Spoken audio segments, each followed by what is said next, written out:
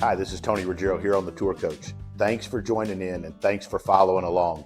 It is my mission to bring you some of the best instructors, the players, mental coaches, fitness experts, everything you need to play better golf, all of the people I find fascinating that can give you information to help you in your pursuit as a teacher or as a player. It's all here on DewsweeperTV or wherever it is you get your podcast. Thanks for watching the Tour Coach podcast, and hopefully this helps you teach better, play better, and enjoy the game.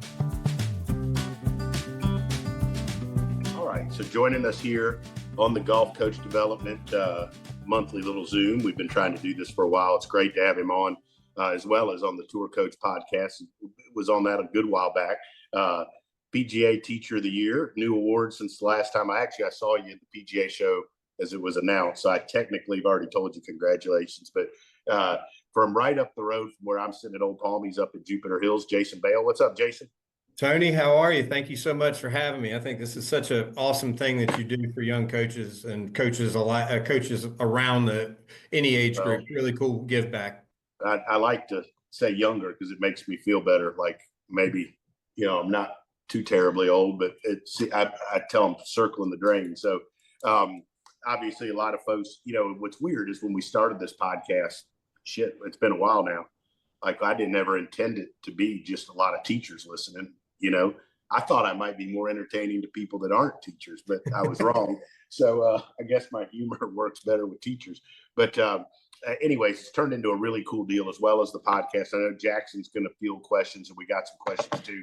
But obviously, it's people that are, if you're listening to this, I always say either one, you're bored, or two, you're a golf teacher and you're really into it, or you're just one of those people that's really into getting better at the game, crazy about the game and the pursuit that it is. And so we've had some questions that were submitted and sent in. And one of so I'm going to just start with some of those. Kind of one of the topics go down is really the difference, or as you see it, of teaching tour players, which you teach a bunch of them, versus regular students, whether it's juniors, college players, or just the members you have at Jupiter Hills. I know you still teach a good number of those, and just like I do here at Old Palm. So kind of wanted to start is like, how do you approach? Do you treat them different? What are the differences? And then just take us through also what are some of the low hanging fruit that's out there also for whether you're a teacher or a player for trying to get better. Yeah, well, I'll start with that. Let's start with the low hanging fruit part of it. I was just up in Chicago doing something for Titleist, and I would, especially the young and up and coming teachers that are probably listening to this, especially if you're not like teaching full time, but you enjoy teaching and you're coming out of the shop or something, several hours a day or several hours a week, and you're just trying to kind of make sure you're not giving everybody the shanks or something. Is like I would be a master at the setup stuff, at the really simple things, grip and club face matchup. None of that stuff is sexy enough to put on Instagram. It wouldn't get many clicks, but as far as like just being a master of the things that happen before a player starts swinging. We have a saying around here that nobody gets worse from setting up better, even though it may feel different to them in the beginning. But if you can match up some stuff with the grip and the club face being square and having some good tilts and bends and understanding where left elbow is versus right elbow for your average club player, you can make a lot of money doing that. You can be very popular, and you never get the the scorn of the member that says, well, I know I'm going to have to get worse before I get better. And, I changed this and, I'm never going to get there. Just be really good at that simple stuff. And we call that, doing the ordinary things extraordinarily well. And getting back to, first part of your question, I run the same playbook with a member that I do with one of the best players in the world. The language sometimes a little different, and obviously the skill level's different, and the ability to make your body moves different.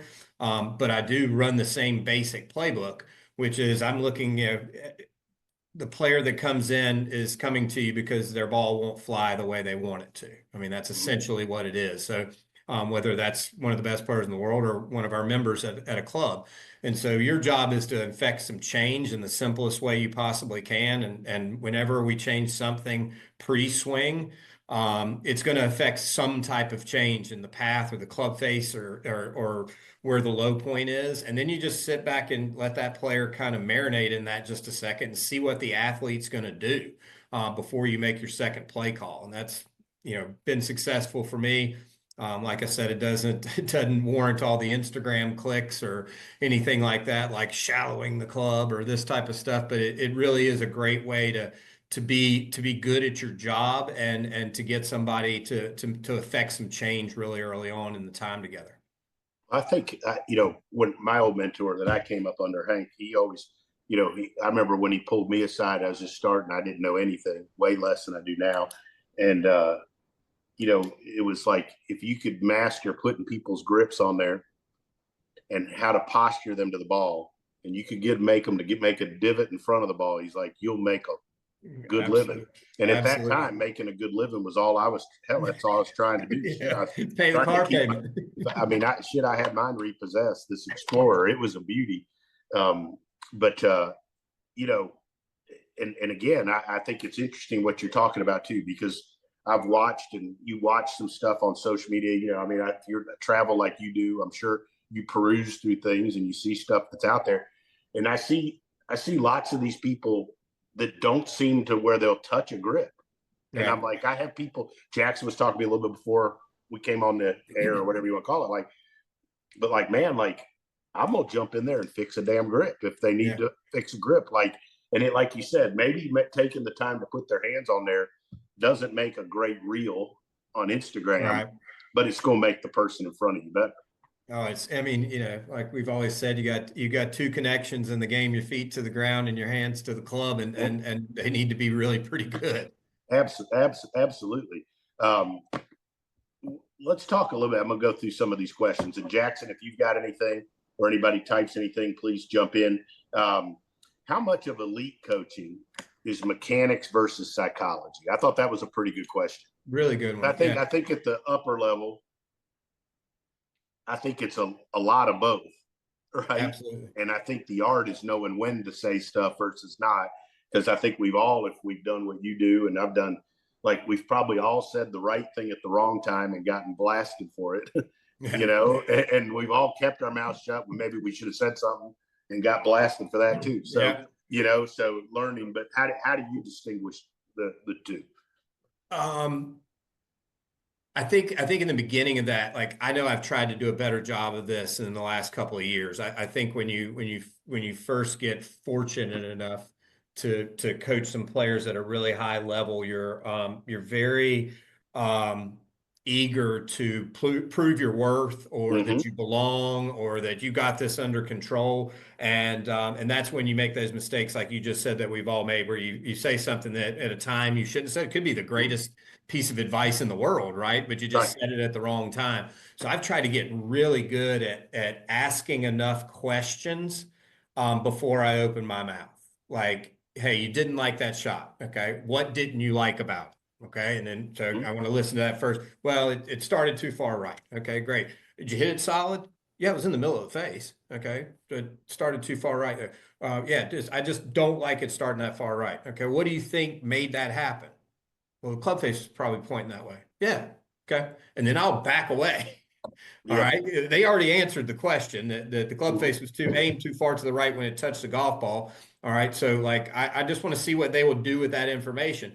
And then I'll let them hit a couple of more balls, which is really difficult to do because you are still trying to prove your worth, and I'm going to save the day. And in reality, that's when you can go the wrong way and try. I know I did that very early on a range. I had a player that was missing it left, and I sat in my garage the night before, rolling up there on a Friday morning or something. And if he misses it left, this is what I'm going to do. And I sawed an alignment rod in half, and I said, "Well, stick it in the ground like this. I'm going to tell him to match the shaft up with it at impact. I got this thing solved." Okay, so sure enough, the next day, we get to hitting some irons and some are going left, and I jump in there on my white horse to save the day and throw this down on the ground and say, this is what I want you to do. And he makes about 5 swings trying to do what I want to do. Tosses the 7-iron back to his caddy and goes, this is going to be a great day, and walks to the putting green. And I'm like, I didn't ask enough questions. I didn't look for him to lead me to where he wanted to go. I just said, I'm really smart. Look at me. I'm going to save the day. And I've learned from that mistake. So I try really hard, especially if it's a player I've worked with for a little while. We kind of have our playbook and we try to stay within our playbook.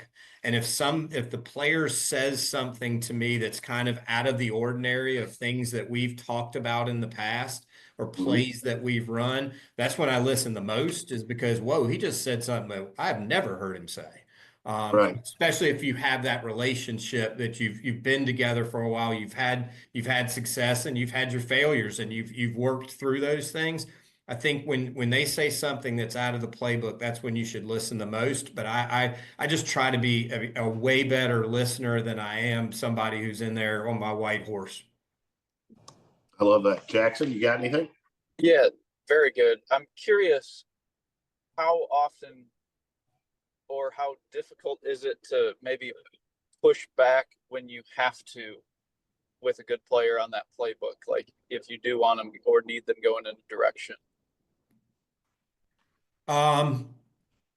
It is very difficult, especially when, and I think like the younger players, I was just thinking about that because my phone just went off from I'm sure it's a video from New Orleans, but the younger players tend to be so much more video oriented. And they'll send you, I'm sure y'all get this as well. Yeah. You get a swing video with no context.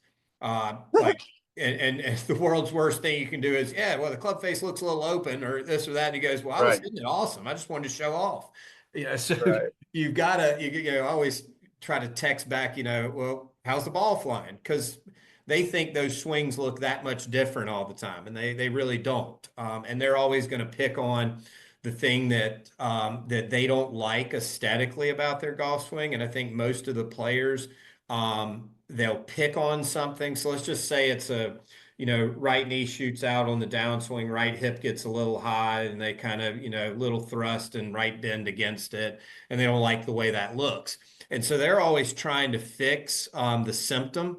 When the takeaway in the backswing pivot screwed up, made them become an athlete, and that was their compensation on the way down to hit a good golf shot. But they keep working on that symptom instead of actually treating the disease.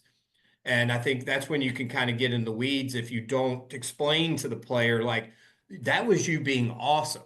All right. You don't like your right hip jutting out and your knee shooting out there and right bending against it and the shaft got a little under and blah, blah, blah. But you had to do that because of how you pivoted on the way back or how the club moved. Like, that was you being awesome. So embrace the fact that you were awesome. All right. Let's fix the actual disease. And I bet you the symptom gets better. Yeah. Sure. I think that's one of the, people always ask me, like, how do you get better at that? A lot of that's just experience, right? Like, I remember, I remember going into Todd Anderson's office when I was at Sea Island years and years ago, and I was working on my coaching game, and I knocked on Todd's door and I was like, "Can I talk to you?" He's like, "Sure." And I said, "Hey, like, what do I need to do to get better?" And he was like, "Jason, I've seen you teach. Like, you just got to do it more." Yeah. It wasn't like, well, you need to do this more, you need to do that. It's like, you just have to do it more. And there is no substitute for that. No substitute for those reps that you need in order to find out to find your own voice as a coach and to find out the tools that work in certain situations and the ones that you think are really cool that never seem to work. I know I've had these wonderful, awesome swing thoughts that I thought would be great for a player, and they sounded cool, and even the player would go, "Yeah, that sounds awesome," and then it never works. And so you have to get rid of those, no matter how cool they sound. Well, too, and I think you have to be who you are as a coach too, right? And who you are as a teacher, and I think as a teacher coming up, it's easy to get caught in fads. Like, I'm sure we've all done it, and you know, I remember when TrackMan came out and, you know, I got fired by a good player. And I was like, well, shit, I got to become TrackMan maestro or something, Yeah, right? yeah. But shit, like, I mean, I can't teach like that. That doesn't fit my personality. And I think that's a good lesson for players need to play to their personality, and they can't try to be somebody they're not. And teachers can't be somebody they're not either. You gotta figure out within your skill set what you do that's great. Like you were talking about the player, like that's what makes you awesome. Whatever it is, it's your gift that's great at it. You know, you need to figure out how to do that and how to grow, but stay true to who you are. And yeah, 100%. I think a way that I try to do that, especially early on with a player, whether it's a you know, PGA Tour player or a you know 12 handicapper at the club, is they're expecting you in that early on part of a get together. Don't even call it a lesson, just a session together, get to know you type of thing. They're expecting you to tell them what's wrong. All right. And then show them how to fix it. And I try to always lead with explaining to them what their superpower is. You know, like this is awesome. And they go, really? You know, and you're like, no, this is your superpower. Like, I can't believe how well you load into your right side into your backswing. Like that's elite level. If I'm talking to a 10 handicap, like that's what I like to see the best players in the world do. Or that's my preference for how players should move. Or man, I love where your club gets at the top. Or I love, anything that you can come up with that puts them in a non-defensive way into going, wow, like I just had somebody who is pretty good at what they do tell me I have a superpower. Right. And you want to try to make sure that as a coach, you don't steal their superpower. Because if you go messing with what made them a PGA Tour player or what makes them a 10 handicap for that matter, it could be they could have an open club face and flash it really good and have great timing, and you just go, wow, that's a superpower. Let's make sure that your tempo always stays really good, because if it gets fast, your superpower of how you square the face might go out the window. Mm-hmm. I think too, like as a player and teachers and players, looking at like what's the goal are you trying to get out of it, right? Like, if we use the example of an open face person that say the guy's a tour player or a 5 or 6 handicap at your club, it's like, well, I mean, I'm trying to win my club championship. Well, is that open club face why you don't win the club championship? Or maybe you're a shitty bunker player, right? Yeah, or maybe exactly. you're not, or whatever it is, right? Like, or don't play well enough under pressure. You need to develop some skills to deal with pressure better, Right. And I think, like you talked about, that's part of the getting to know a player, right? And whether it's, and I don't know that enough teachers and enough players, and this goes for like somebody listening that's a 12 handicap that wants to get better. Like, man, like the more you communicate with your teacher and the more you get to know each other, the better everybody can work together and help each other, right? Like if you've had those lessons, I'm sure, where you tell the person something and they don't speak, and an hour goes by and they've said like 4 words, and you're like, well, shit, I think I did all right. I mean, I don't know. I mean, they didn't give me any feedback, And you're like, I mean, and you show them a video and you're like, here, you see this? And they just go, it's like, hey, I'm the wrong guy probably for you. Right? Like, so, but I think that's important, getting to know your student and what you talked about, listening. I think instead of just trying to tell everybody everything you know about the golf swing in the first 57 minutes of the lesson, like I would say I talk way less now in a lesson than I ever have. I definitely talk way less about golf. Yeah. I talk more about fishing or who won the baseball game, but right. Yeah. way less about golf. About getting to know them. Jackson, you got more? You're on a roll, buddy. What have been some successful tactics that you've used to mentor young coaches that you work with you? Oh, that's a great one. I love that. So let me kind of use a story to kind of explain that, because it was extremely meaningful to me. And I'm not on your podcast or a national award winner or coach some of the players I coach unless this happens to me. So it's as recent as 2016. I win a little PGA Chapter Teacher of the Year award. come back to the club. It was my first one. I was all excited and everything. And I had a member who was a very smart man, and he was coming to his lesson. He congratulated me. I said, "Thank you very much, means a lot." And he said, "You need to start working on your brand." And I went, "Ooh," because I got a little cringy for me, because I was like, I'm going to have a logo and a catchy nickname, and that's just not me. And that's not that there's anything wrong with people that have that, but I didn't know how to formulate that brand concept. I'd never thought of it that way. And he said, "Well, you do know what a brand is, don't you?" And I had no good answer for him. Like I said AT&T, Coca-Cola, like I had nothing.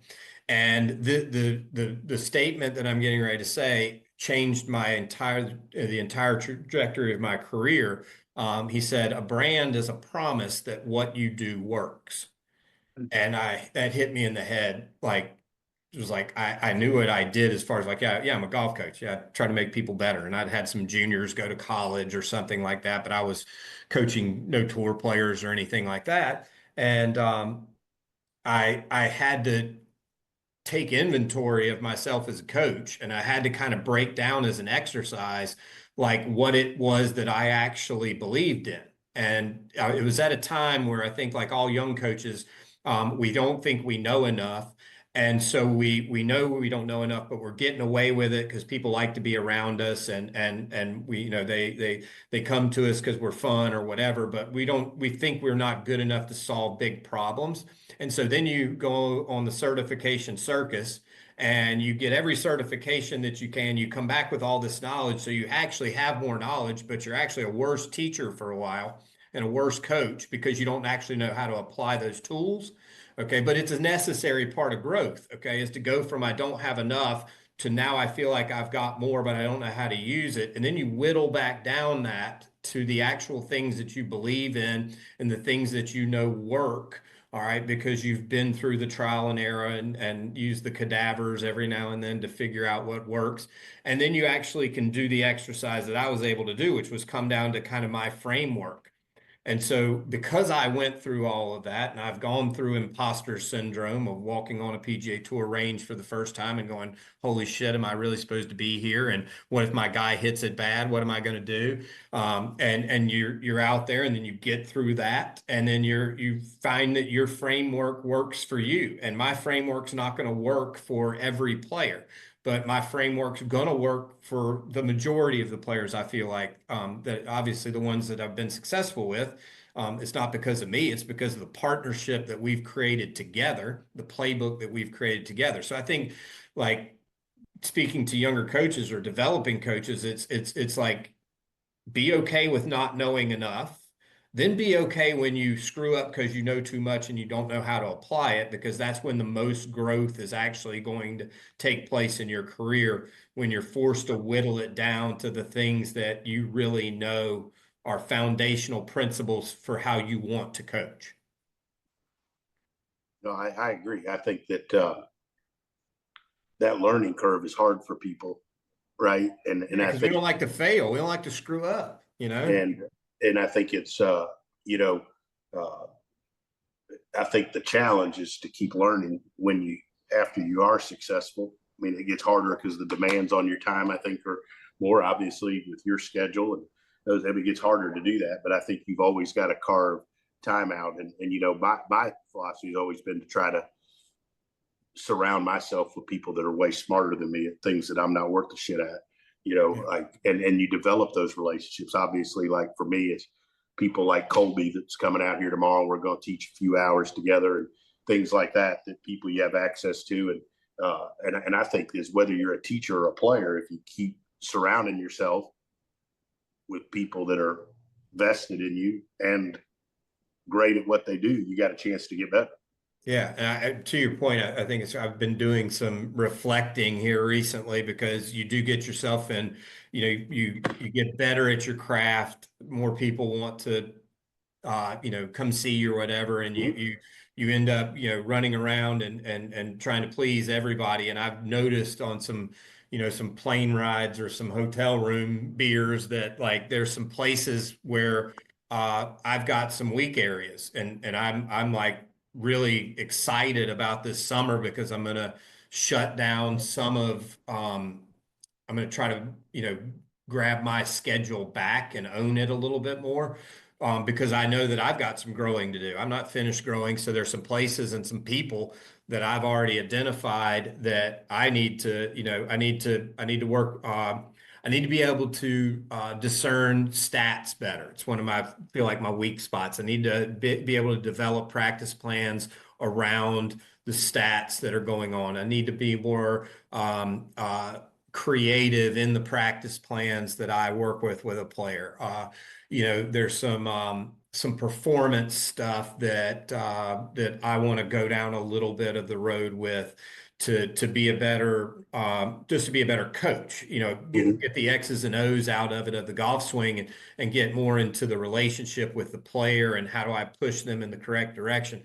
So I'm excited about that, because I don't really want to watch another video on how to shallow the club. I want to find these areas that I know I'm weaker at than I want to be, so that I can exist within the ecosystem better.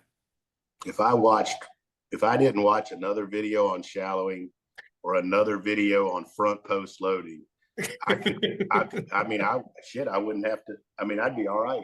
Hell, this would be great. Be a good world we live in. Yes. And another thing, and I'd like your comments on this. I had a young guy once, and I still do this every year.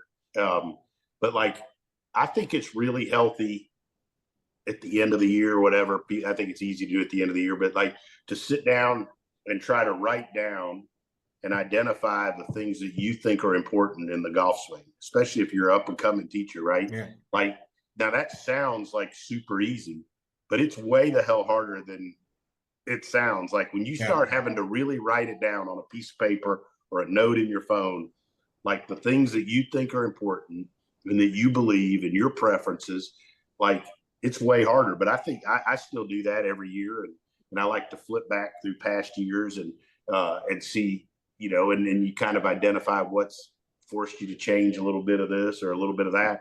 But I think I think it's good as players to do that too. I think I always try to have this podcast be able to help you whether you're teaching or playing.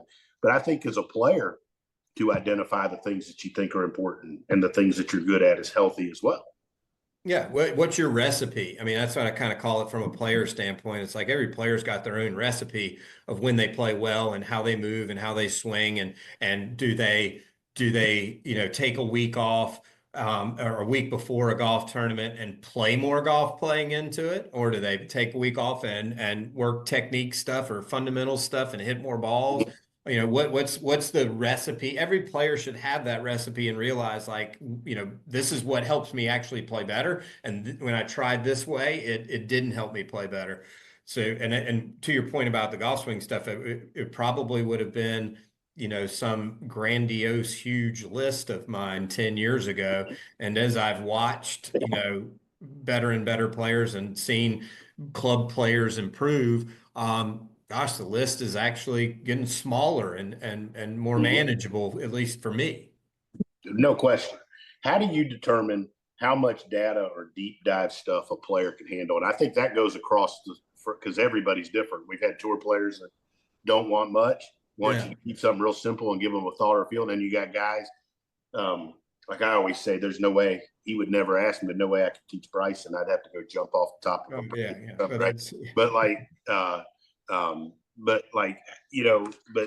you get the same. Like you got guys that are an engineer that are, that's a 15 handicap, and he's going to want more than a tour player. So it runs across all skill levels. How do you determine how much you go into with a student? And you have any kind of hard or fast rules for that, or do you just kind of feel it out? Yeah, I think like I would use, let's just say we're using a launch monitor, for instance, and it's a member. Okay. And we've got he wants to hit a draw and we've got a 6-degree club path to the left. Okay. And one of my fun ways of doing this, if you can get away with it, because it's actually really, really cool, is you say, okay, I'm gonna give you 6 balls. I'm going to, you take an average club path, 6.5 to the left or something. Okay. And you say, what shot shape do you want to hit? And they say, well, I really want to draw it. I've always wanted to draw it, but I always hit this pull cut. So, okay, well, where would a draw start in relation to the target line? Oh, it would start to the right. Okay, could I move your hands on the club a little bit, set you up a little bit different? And I'd like for you to take the next 6 balls. And the only intent you have after we've gotten our setup stuff is you need to make this ball start to the right. And I'll just throw launch direction up there. And I would give them ask them to create a challenge point. So I say, okay, I got 6 balls. How many do you think you can start? He goes, I can start 3. Great, go ahead. Okay. Turn it on, let him do his 6 balls. He starts 4 to the right. Okay. And you go back and you flip club path back up there, and lo and behold, 5 out of the 6, the club path now moved to the right. And you've only hit 12 balls. His original 6 and your 6 with the changes on it. That's when I throw club path up there. You go, okay, did you realize you just moved your club path this much with the intent of starting the ball to the right and a couple of setup changes? And you go, no, right. Okay, well, invariably, several of those shots actually went to the right and had a little curve to them. The rest of them kind of hung out there to the right. So which direction do you think the ball should curve? Okay, to the left. All right, I'm going to give you a new 6 balls. How many do you think you can start to the right and curve to the left? And they will have they'll hit 3 good draws out of those 6 balls, and you've gone nowhere into technique. And so I call that lesson an intent lesson. They didn't have the right picture in their head. They weren't set up properly. They didn't have the club face and grip matched up or whatever. And they just created the rest of it out of intent. You're only going to get away with that with certain players. The engineer guy that you're talking about, he's going to want to know, what vertical swing plane is while we're talking about that. So you're going to have to give him a little bit different part of that. He's going to want to know, why did it do this? And that's when I would pop on the video and go, well, when it came down, the first several times, it's running down your lead arm. And when you came down the last several times, it's working down your trail arm or closer to your trail arm.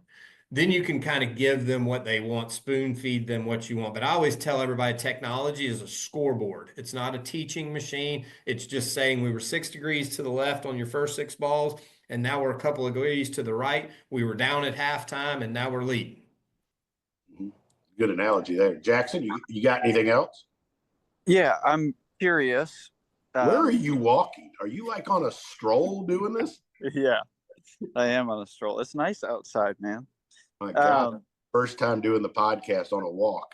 That's right. You can go into as much detail as you want or keep it as simple as you want, but what would your superpowers be as a coach, and are they different for elite players to your club golfer? That's a good one. You asked me to talk about myself. I would say that you don't have to be shy either. Like, this is about you. Well, the way I grew up, my environment, which lots of environments, obviously we all know, produce certain characteristics and things. So, I grew up with a father as a high school football and basketball coach. I never wanted to do anything else but coach college basketball from the time I was 8 years old until I found golf and decided that was what I was going to do. And so I've always, I took a lot more pleasure out of calling plays than running plays. So I would make my brothers, because my dad had access to every piece of gear you could possibly have access to. We had full pads when we were 9 years old. So I'd make my brothers dress up in full gear and play one-on-one football against each other while I called plays on the sidelines. I don't know if you know it or not, but there's not too many plays you can call in one-on-one football. But I enjoyed calling timeout and bringing one of them over there and giving them a pep talk and saying, this is what I want you to do on the next play. I had a clipboard and a tie and everything. So I enjoy what I call play calling. I enjoy like walking up to the player and saying, hey, look, this is what I need you to do here. All right. I need you to run this play a couple of times. Then let's talk about it. All right. This is what I need you to do. What did you like about it? What didn't you like about it? And that relationship building to me is, I guess, my superpower. I mean, I'm smart enough to know that these guys are, and ladies are my friends to a certain extent. All right. Like I enjoy getting a beer with them and going to dinner with them. And I enjoy talking sports with them. I enjoy getting to know their families. I'm not naive enough to think that I'm irreplaceable. So I know that at some point I'll probably be replaced by most of them. And I'm now comfortable with that because I know that the direction and the way that and the caring that I'm trying to put forth within the relationship is geared the right way. So I'm a little easier on myself if I were to be fired, because it's like, hey, it wasn't a great match, or hey, you made some mistakes. You should have gone here. You should have pushed harder there. I think really good coaches and just good human beings are reflective. So I try to be that as much as I can. So to answer the question, I think the superpower to me has been a whole lot more about building the relationship, earning the trust than it has been about, I'm the world's greatest backswing coach. Good. Jackson, one more. You got anything? I'm all tapped out. That was really good, Mr. Baile. I appreciate that. Yeah. Damn, calling you Mr. Baile. Shit. I'm God almighty. I'm Well, gonna I don't punch him think in I've the had a arm beer. next time I see him. I don't think I've had a beer with him yet, so it's got to be. Yeah, Mr. that's it. Baile That's until then. Jackson's rule. He did say that. I'll give him Yep. that. Is it really? Is that your rule? I didn't even know you had rules, Jackson. Yeah, that's my rule at the club. If I can't call them by their first name until I have an adult beverage with them. So I'm gonna end this with this question, because this question that came in is absolutely hysterical for me, because I could answer this. Do you have to like the people you teach? I just thought that was humorous. I just thought it was funny for some days. Oh, that's a great one. No, that's absolutely a great one. I don't think you do. I don't think they better know you don't. Yeah. Especially if they're a member.